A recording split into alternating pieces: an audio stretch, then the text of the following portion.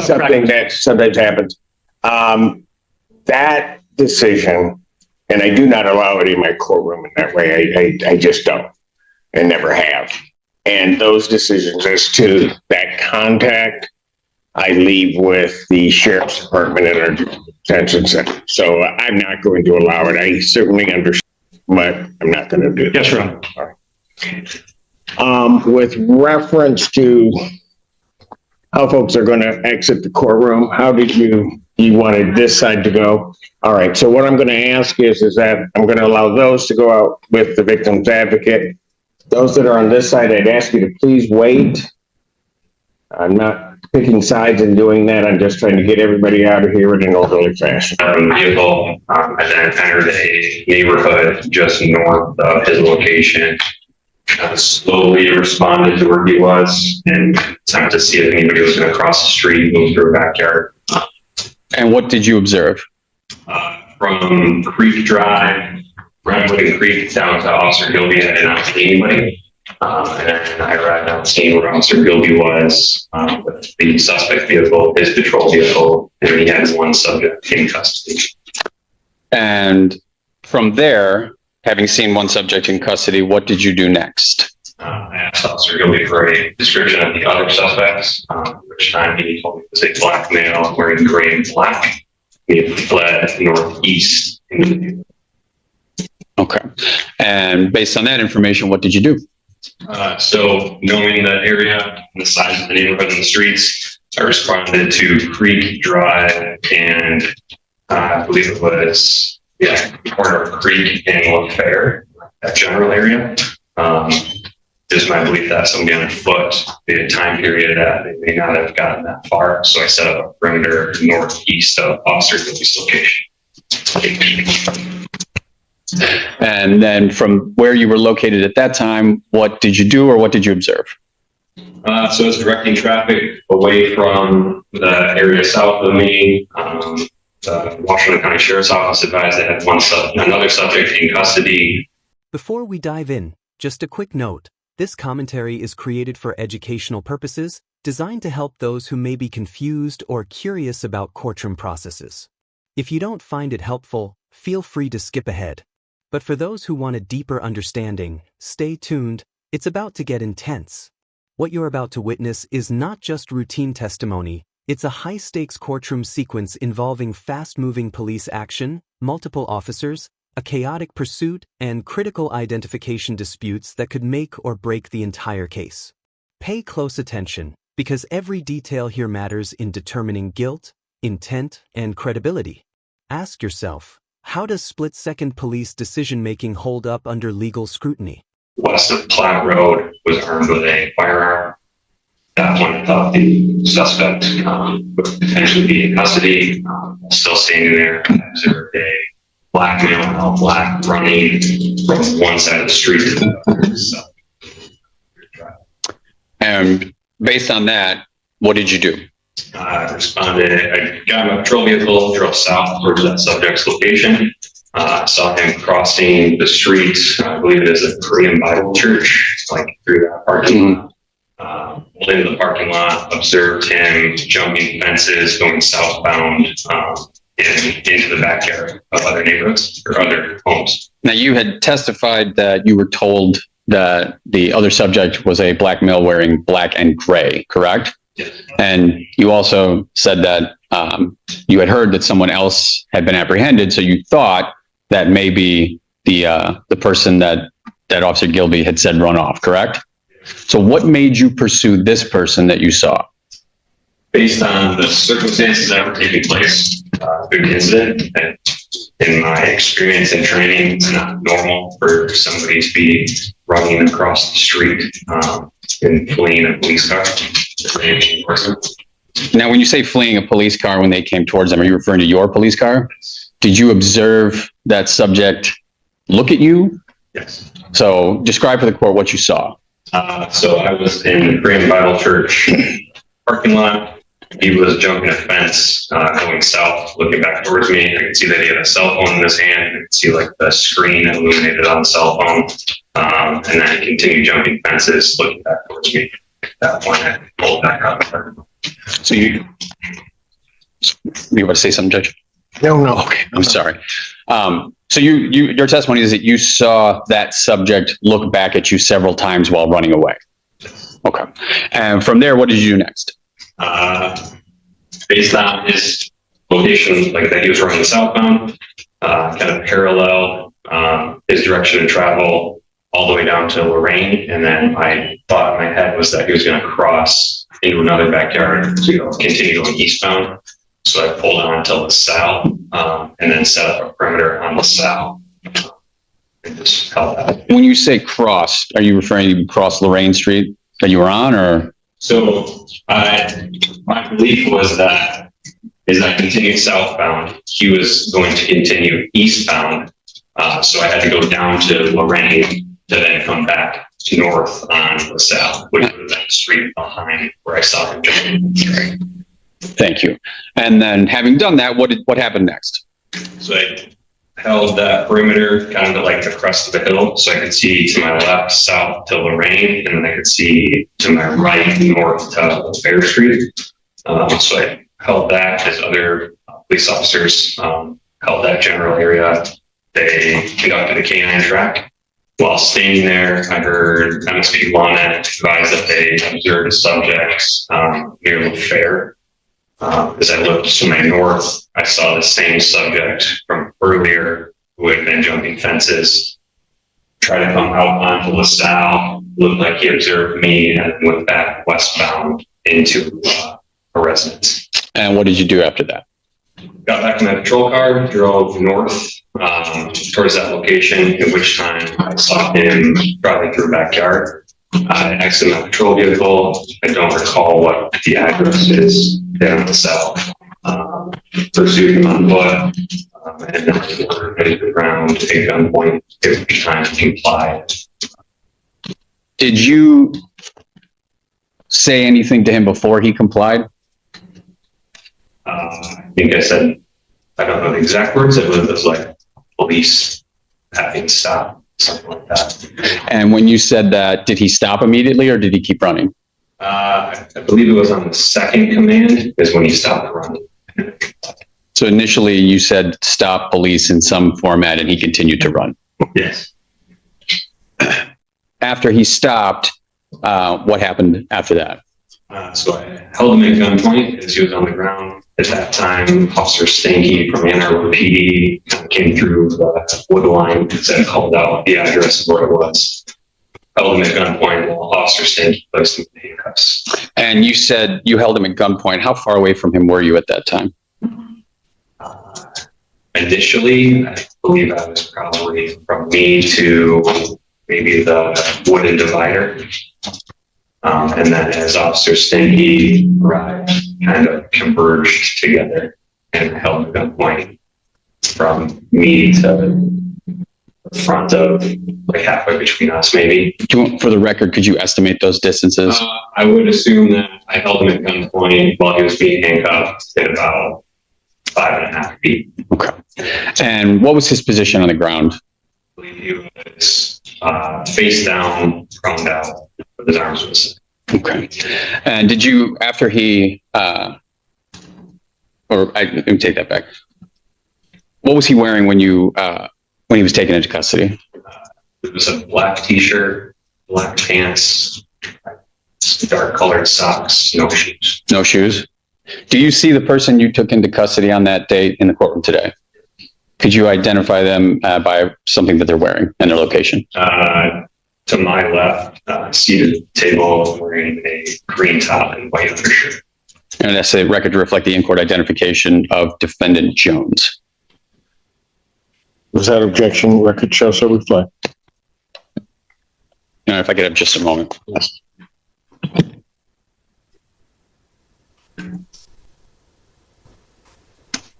I have no further questions. Thank you, Your Honor. Thank you. Cross-examination. No questions for us. Thank you. Cross-examination. No questions. All right. Okay, thank you. Call your next witness. Thank you, Your Honor. People call Officer Michael Stanky.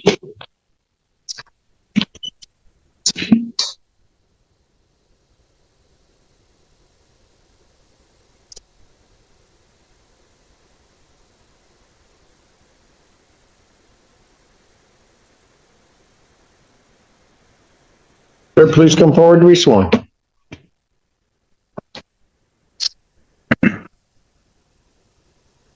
Take a seat, raise your right hand. Do you solemnly swear to affirm the testimony you're about to give will be the truth, the whole truth, and nothing but the truth, so help you God? I do. Please spell your first and last name for the record, please. First name Michael, M-I-C-H-A-E-L. Last name is Stankey, S-T-A-N-K-E-Y. You may inquire. Thank you.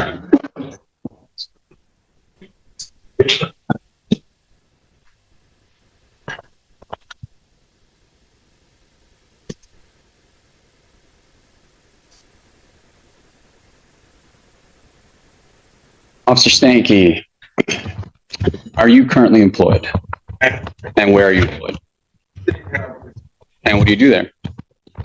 How long have you been a patrol officer for the city of Ann Arbor? And were you so employed and on duty on September 26, 2025 at approximately 1:15 in the afternoon? Oh, And what were your duties at that time? at that time, I was just on general patrol in the area, Huron Street and South State Street. And while you were doing those duties, what, if anything, happened? I heard radio traffic. It sounded like somebody saying there were shots fired in the area that kind of flat. I then proceeded to drive down. And where did you go and what happened? Initially, I drove to the area just north of Packard, near Platt, near that intersection, and sort of some neighborhoods in that area. I then got better information about where suspects might be running, and so I went south of Packard, began to search the area south of that. And the information that you got was to go to that area? Okay. And then when you went to that area, what happened? I began walking through the streets looking for the suspects, identified as a black male wearing black. We were getting various phone calls from citizens saying that they were seeing somebody jump fences or run big yards, that sort of thing. So we were kind of just shifting where we were looking. I found myself in the area of LaSalle Drive and Fair Street at one point. And when you say that people were looking for a black male wearing black, was that was coming through on the radio? I believe so. Yes, we already got the suspects. Yes. I mean, if he's not shooting it for the truth of the matter, sir, it doesn't. I'm not. Just from what he was basing it on. He's going to his state of mind. Yes, Your Honor. All right. Go ahead. And so you were hearing this on the radio, getting descriptions of who you were looking of, the person of interest. Correct. And you don't know where that information is coming from or who's saying it. No, not exactly. Okay. All right. So from there, where did you go? What did you do? I was walking the area.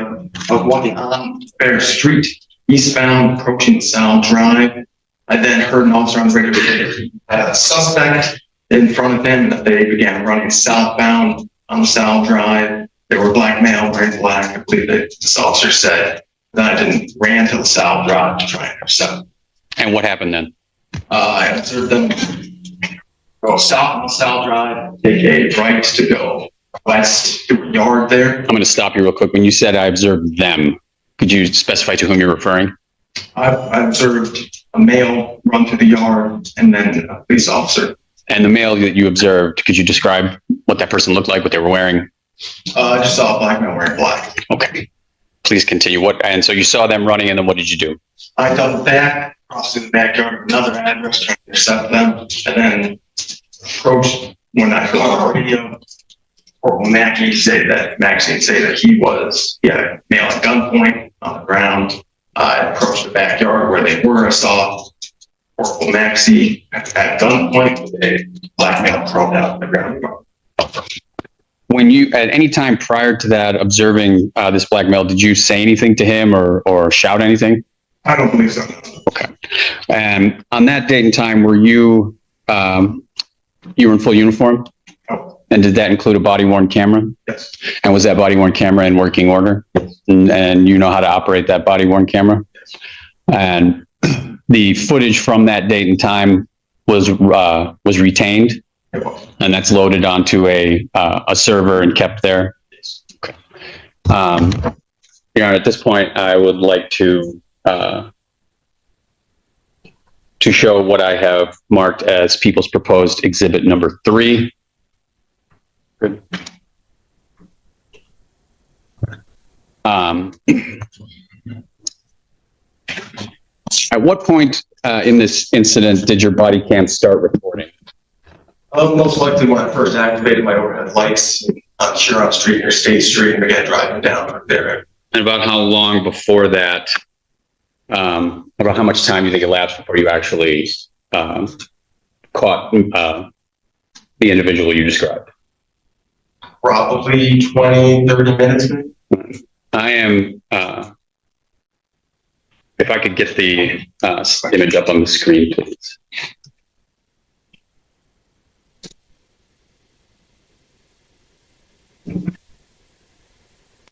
Oh, Let's be plugged in. it is when my computer decided now is the time to log me out. There we go. Thank you. Looking at the TV screens here in the courtroom, do you recognize what you see there? Yes. And what is that?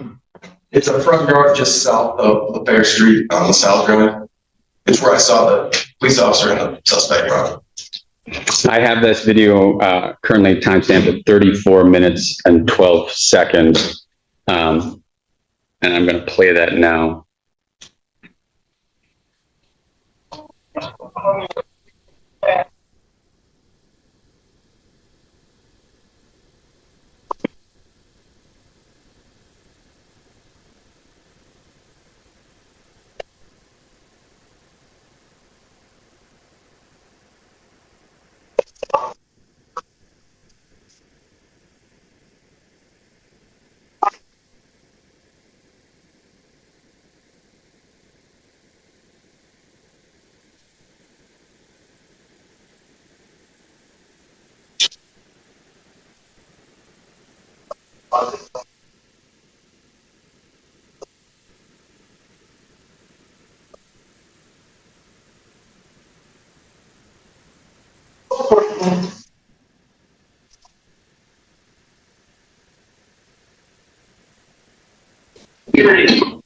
Just look my car in the stairs.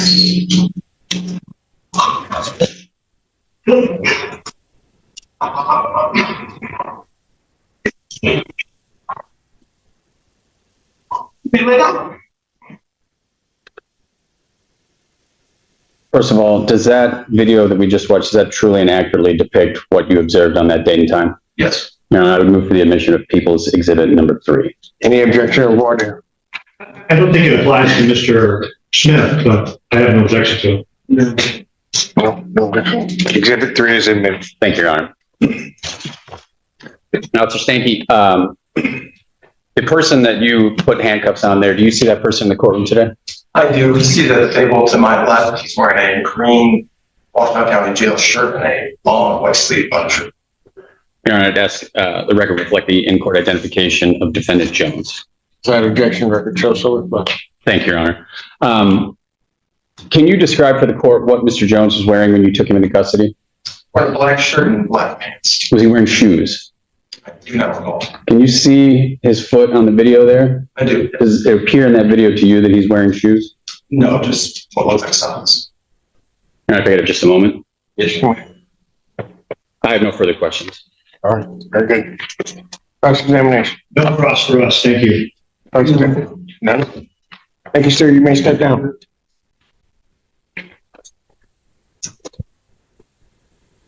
This is a pivotal moment in the case. Video evidence is now being formally introduced, and in courtroom terms, this is where narrative becomes reality.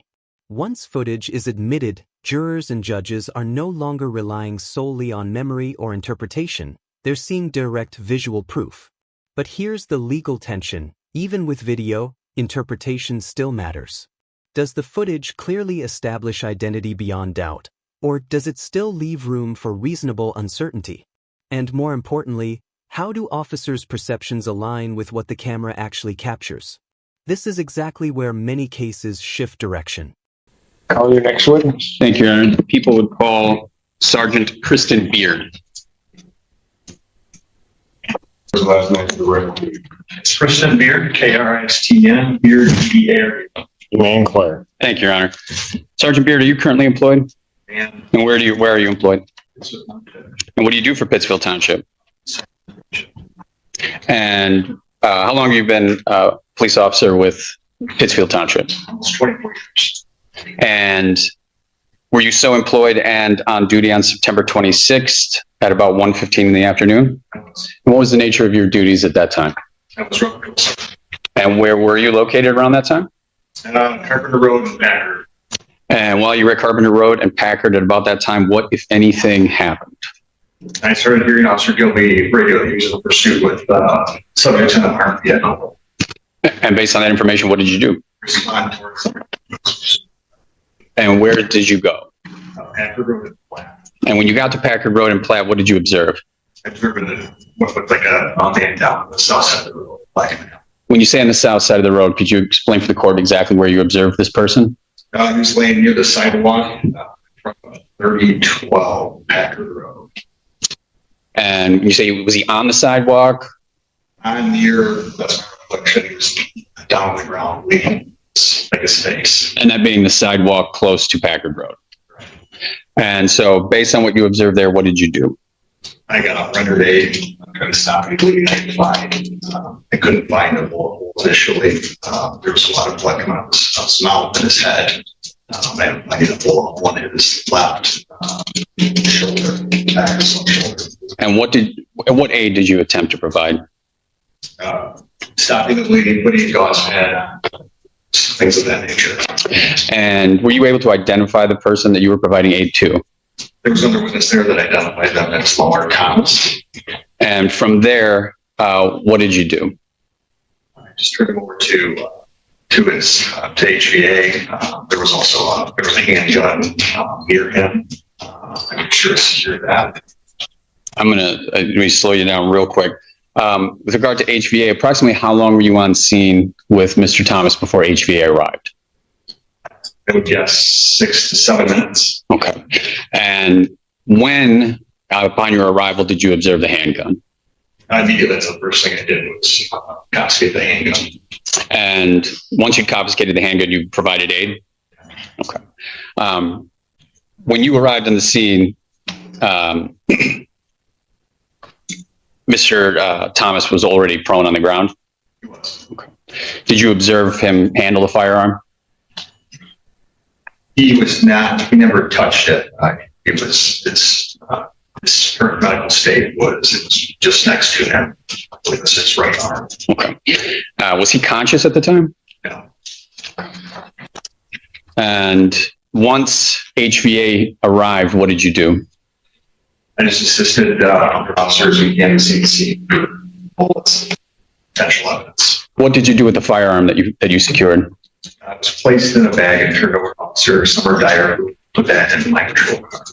Your Honor, could I have a moment? You may. Your Honor, I have no further questions. Cross-examination. Thank you. Could I approach and collect the exhibits we had introduced, Your Honor? Yes. There was nothing to say here that they met the element of proven identification that Mr. Jones performed the shooting. The second part I would like to say, Judge, not only was he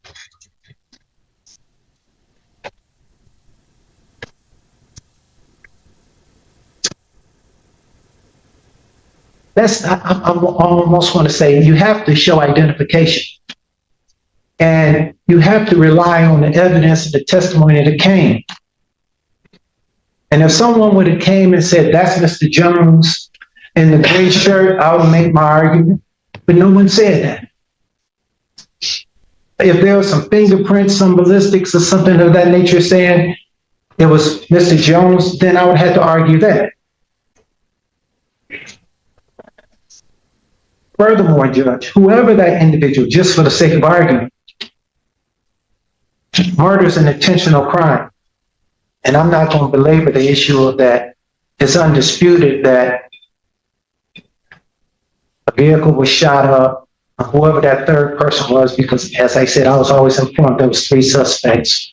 Or whichever the third individual was, 2 guns was already out there shooting before that third person even got involved. And shots were being fired in that third individual's direction. I let Your Honor make your own analysis on that one. Judge, I understand what you're saying about whoever it was and self-defense and things of that nature. But Judge, we just can't get beyond the point that no one took the stand and said, Mr. Jones was driving a car, fleeing and eluding, and I seen him driving that car. So when it comes to the fleeing and eluding charge, no one said he was driving. Resisting obstruction of an officer, prosecutor did a great job of trying to rehabilitate it, but the officer said, I said to stop. And then I said to stop, and he voluntarily stopped. They didn't, he was hopping fences before the officers even came into the picture. So it wasn't like he was hopping fences disobeying the officer. He was hopping fences before they got there. They yelled at him twice, he voluntarily stopped. So I don't believe there's no resisting, obstructing of justice, or assaulting and resisting obstruction. Judge, I appreciate your time as always, and I would like to say it, but Judge, I just don't know how you're going to get past identification. It's not there. Thank you, Your Honor. With regard to identification, court saw the video. Court views the video, particularly the Bake World video. You have a really good look at the person in the gray sweatshirt, black pants, wearing flip-flops. We have testimony from Officer Gilby saying he observed those two people in that video get into the red Malibu, chases that red Malibu crashes. There, Officer Gilby arrests Mr. Smith. We see on the video, person who's the driver running away. Same person we see in the Bake World video. That is Mr. Jones. Mr. Jones is later taken into custody by Corporal Maxey. He's identified by Corporal Maxey, by Officer Stanky, by Detective McDonough here today as the person that was arrested there. Now, yes, he's no longer wearing the gray sweatshirt. He's wearing a black t-shirt. However, two important facts I would point out regarding his apparel. First of all, the flip-flops. He's wearing flip-flops at the time of the shooting, and then he takes off running. Now he's arrested in socks. Interesting coincidence. Additionally, if the court reviews the video, the pants he's wearing are distinctive. They're not just distinct black pants. They're black pants with some sort of material. You can see that very, very clearly in Stanky's body cam video. You can see it clearly in the Bake World video. Additionally, his ID is found in the getaway vehicle, in the Malibu. So all of those things tie him directly to that. So I think that is sufficient, particularly for a probable cause standard, to establish identity, establish that he is the person there in the Bake World video and the Bombay video, firing shots out into the neighborhood. Both defendants are on video shooting at the victim in the case. The victim is murdered by a gunshot wound. People have met its burden with regard to the murder charge as well as all of the attendant counts that go along with that. We would move the court to bind over on all counts. The court has listened very closely to the testimony in this case, and I share in that view that of sitting here watching, regardless of how this ultimately plays out of these young lives, it particularly is somewhat distressing if I take a matter of personal privilege, not having anything to do with the court's decision in the case, that I watch these young people that look a lot like me and they end up in this situation. It's horrible. It's also interesting, as everybody's discussing the neighborhood in this scene, I grew up around there. So I know exactly where everybody is as they're going through the whole thing and what they're doing in terms of where they're going and the like. Just say that as a preface to this, because this whole thing is just, it's sad to watch. it's sad to watch a young man come out of, or walking down the street someplace and then pull out weapons that are modified to go from semi-automatic to automatic weapons, just indiscriminately firing in an area where at any given point in time, that area, there are just a whole lot of folks just going around either trying to get pizza, go to the one of the Asian stores that are down that way, quite frankly, go down to the library, which is a little bit further down, just indiscriminately shooting. It quite frankly, it's tragic enough that one lost their lives. It's, I guess, in some bizarre way, fortunate that there weren't more lives lost. With respect to the proofs in this case, start with the ones that were the court, from the court standpoint in terms of testimony, are as to Mr. Smith on counts 2, 3, 4, 5, and as to Mr. Jones on counts 2, 3, 4, 5, 6, 7. On those, I don't think there's any dispute that the people have shown by a preponderance of the evidence that those offenses have been committed and that this defendant did. The one issue with regard to the homicide that is raised by Mr. Jones' counsel could be significant if one doesn't look closely at the videos. Mr. Overwater, I think, is correct. That is, when you look at the video real close and you see the individual, you see the pants. I didn't need to know the brand of the shoe. I knew that those shoes were not ones that would stay on. And then the individual, Mr. Jones, is found going through a neighborhood, over fences, ends up with no shoes, just socks. And at some point, somewhere, I would suspect shed that the white sweat or white hoodie or gray hoodie, so that he's dressed in the fashion that he's dressed in at that time. But those pants were distinctive. It was interesting that I was going to bring it up and go into it in a lot more detail. But I think when you look at those pants, it's real clear that that's him. That's him that's in front. You also look at some of the facial features that you can see, and it was clear to me that it was Mr. Jones. To any extent that one wants to argue it, I would dare say that in essence will maybe raise an issue of material fact that has to be decided by a finder of fact. But this court is convinced that that was Mr. Jones at that scene. That was Mr. Jones firing that weapon. And I don't think it matters, for the sake of bind over, that I attribute that bullet to, particularly bind over an open murder for these individuals, that I attribute these to which gun, which firearm, which defendant it was fired. At some point when they started acting, they were acting in concert with each other, because they were both firing, both unloading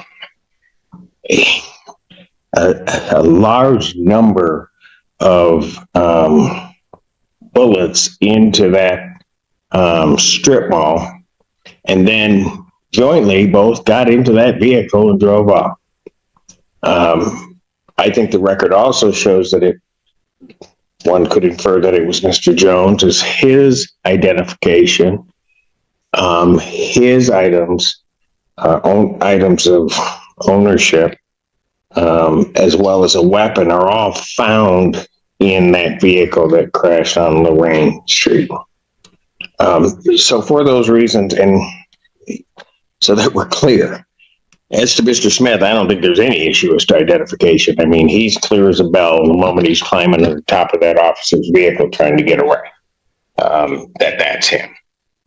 So for those reasons, the court would find that the people have indeed sustained their burden of proof in this case. And so that the record is clear as to Mr. Omar Smith, I would bind the defendant over to stand trial on counts 1, 2, 3, 4, and 5, taking into account all of the information and evidence presented during the course of this preliminary examination. And likewise on Mr. Jamal Jones' case, if that goes off one more time, I'm taking it.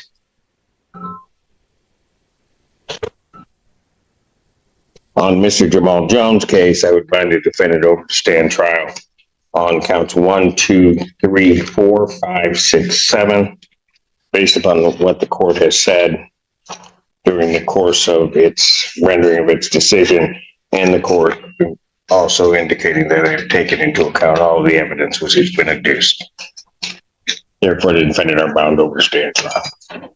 As to the circuit court arraignment, gentlemen, you wait for a reading of the complaint, of the information. Yes, And how does your client plead? not guilty. Defendants, having waived formal reading, pleading not guilty to all counts, court will enter that not guilty plea. Pretrial in these matters will be set for April 6th at 1:30 for Judge Wu. April 6, 2026, 1:30 before Judge Hamoud. Bond in each case will continue as to. Thank you. Thank you. And I've been asked, oh, I'm sorry. Got it. We'll get that in a moment. Okay. All right. And just like that, the court delivers its bind-over decision, meaning the judge has found enough probable cause for the case to proceed to trial. This is not a final verdict of guilt, but it is a major legal threshold crossed. The prosecution has successfully convinced the court that the evidence, witness testimony, video footage, and officer accounts, warrants a full trial in a higher court. What stands out most is how heavily the decision leans on visual identification and coordinated police testimony, despite defense challenges around certainty and attribution. Now the real question is, did the court get it right based on what you've seen? If you found this case as shocking as we did, make sure to hit that like button, share your thoughts in the comments, and don't forget to subscribe for more jaw-dropping courtroom breakdowns. Thank you. Yes, sir. I was presented with, someone suggested to me that there may be some precedent for a juvenile like Mr. Smith to be able to hug his family. I don't know if that's the case or not, but someone suggested that there was some precedent for that, and I don't know what kind of precedent you might be speaking of. As legal, just sounds like that's something that sometimes happens. That decision, and I do not allow it in my courtroom in that way. I just don't, and never have.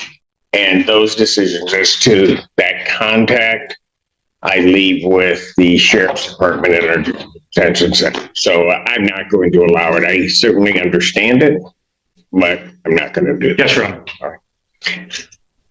With reference to how folks are going to exit the courtroom, how did you wanted this side to go? All right. So what I'm going to ask is that I'm going to allow those to go out with the victim's advocate. Those that are on this side, I'd ask you to please wait. I'm not picking sides and doing that. I'm just trying to get everybody out of here in an orderly fashion. Thank you. And Your Honor, as Yes, to exhibits, do they stay with the file, or do we take? I will. I don't think so. Yeah, I will return them to the respective parties. I approach. Yes. The people's exhibit is this one, and I think those belong to defendants.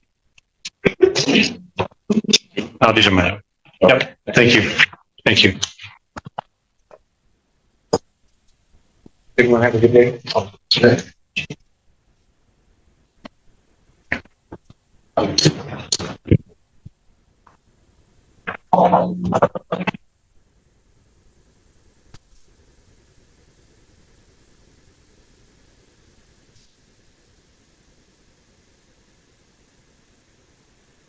Yeah,